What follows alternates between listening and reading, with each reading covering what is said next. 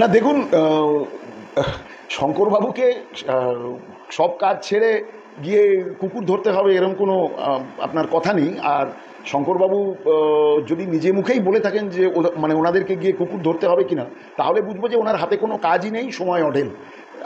কিন্তু Uttarbanga medical college আমাদের এই অঞ্চলের সর্ববৃহৎ সরকারি চিকিৎসা প্রতিষ্ঠান, যেখানে মানুষ অর্থাৎ একেবারে সমাজের গরিব মানুষ, নিম্ন মধ্যবিত্ত মানুষ তারা গিয়ে ফ্রি সরকারি চিকিৎসা পায়। এবং সেটা চালু হয়েছে মূলত 2011-র পর থেকে, মমতা বন্দ্যোপাধ্যায় মুখ্যমন্ত্রীত্বের সময়কালে।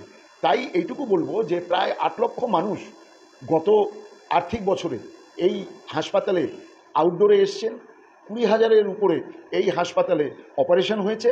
এবং এই যে বিপুল সংখ্যক মানুষ এখানে চিকিৎসা পান, তার মধ্যে শুধুমাত্র শিলিগুড়ি বা তার পার্শ্ববর্তী অঞ্চল না, একটা পার্শ্ববর্তী যে অন্যান্য রাজ্য এবং অন্যান্য এমনকি অন্যান্য দেশ, সেখান থেকেও অনেক সময় এখানে আপনার ইয়েরা আসেন, পেশেন্টরা, কিন্তু তাদের কাউকেই কিন্তু এখান থেকে ফেরানো হয় না।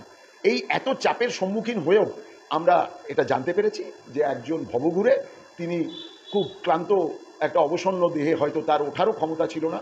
তারা হয়তো তিনি হয়তো বিজেপির ওই 21 কোটি যে প্রত্যেক মাসে ফ্রি রেশন দেন শঙ্করবাবুরা, যেটা ওনারাই বলে থাকেন যে ভারতবর্ষ 5 ট্রিলিয়ন অর্থনীতিতে গিয়ে পৌঁছে যাবে, কিন্তু আবার একই সঙ্গে এই দেশেরই 21 কোটি লোককে ফ্রি রেশন দেন, সেই দাবিও করেন। তো উনি নিশ্চয়ই সেটার বাইরে, তাই উনি ওখান থেকে উঠে যেতে পারেননি। একটা হিংস্র কুকুর তার উপরে ঝাঁপিয়ে পড়েছিল। আমরা এই ধরনের মৃত্যুতে মর্মাহত, অত্যন্ত দুঃখিত, এবং আমরাও আগামী দিনে প্রশাসনের কাছে আবেদন রাখব যাতে এরকম ঘটনার আর পুনরাবৃত্তি না হয়।